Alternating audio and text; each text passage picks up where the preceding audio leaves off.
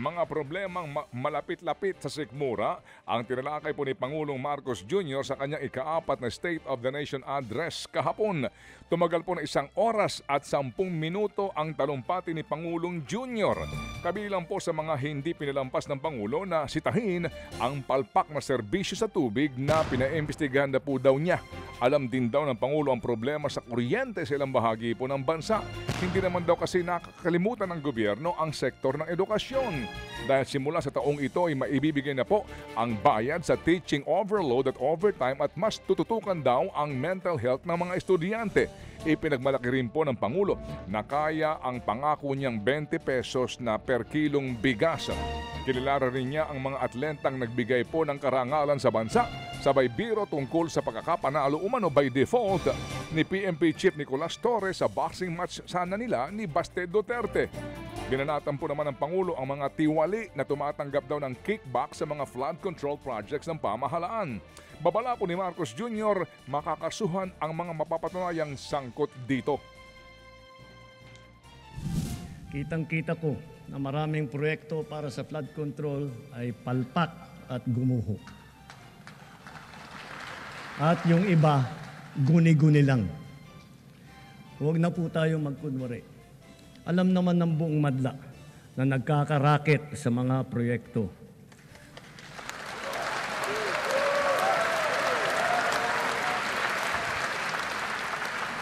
Mga kickback, mga initiative, mahiya naman kayo sa inyong kapwa Pilipino.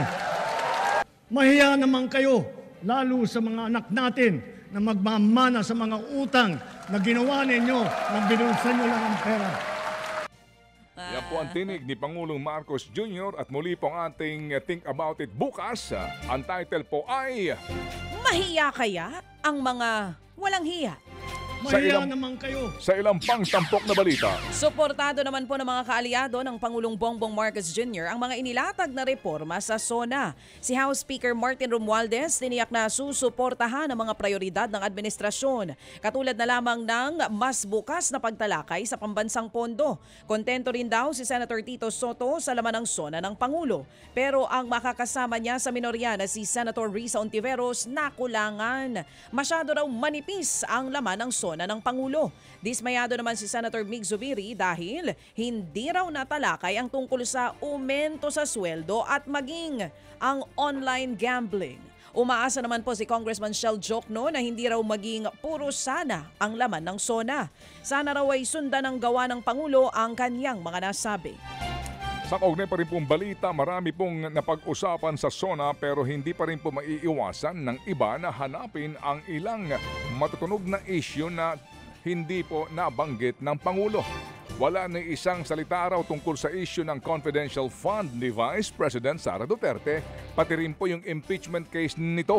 Binatikos din po ng Human Rights Group ang kapos na pagtalakay sa karapatang pantao, partikular po ang pagbabalik ng Pilipinas sa International Criminal Court o ICC kung saan nakakulong ngayon si dating Pangulong Rodrigo Duterte. Hindi rin po nabanggit ang tungkol sa online gambling at ang panawagan sa aumento sa sweldo. Hindi naman po nawala ang kaliwat ka ng kilos protesta na isinabay po sa SONA ng Pangulong Marcos Jr. kahapon.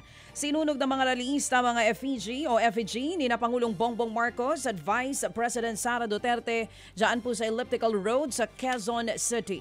Idinadaing ng grupo ang pagiging sunod-sunuran daw ng Pangulong Marcos Jr. sa Amerika at ang issue ni VP Sara sa confidential funds. Ang grupo naman ng mga manggagawa, magsasaka at mangingisda, sinunog ang isa pang effigy ni PBBM. Sa harap naman po yan ng Department of Agrarian Reform. Dandaang rallyista rin ang nagmarcha sa kahabaan po ng Commonwealth Avenue sa Quezon City. Hindi naman nagpatinag ang mga grupo kahit pa bumuhos ang malakas na ulan at sinabayan pa nila ito ng malalakas na sigaw. Nagprotesta rin ang mga grupong sumusuporta sa administrasyon. May kilos protesta rin na idinao sa Cebu at maging sa Davao City. Wala po namang naging pagbabago sa liderato ng Senado sa pagbubukas po ng 20th Congress. 19 na senador ang bumoto para manatili po si Chis Escudero bilang Pangulo po ng Senado. 19 ba? Oo. 19-5. 24 sila, no? Oo. Tama, 19 ang bumoto Okay. for cheese at 5 yung hindi. Oo. Samantala po naman kabilang po sa mga bumoto kay Escudero sina Bam Aquino at Kiko Pangilinan. Habang si Senador Tito Soto ang siyang magsisilbing Senate Minority Leader. Sasamahan siya nila Senador Risa Ontiveros, at maging sila Senador Mig Zubiri at Loren Ligarda. Doon po naman sa Kamara, si Martin Romualdez pa rin ang nahalal na speaker at itong si Sandro Marcos ng Ilocos Norte ang naging majority leader kung saan po siya ang sinasabing pinakabata na naging majority leader ng Kamara de Representante.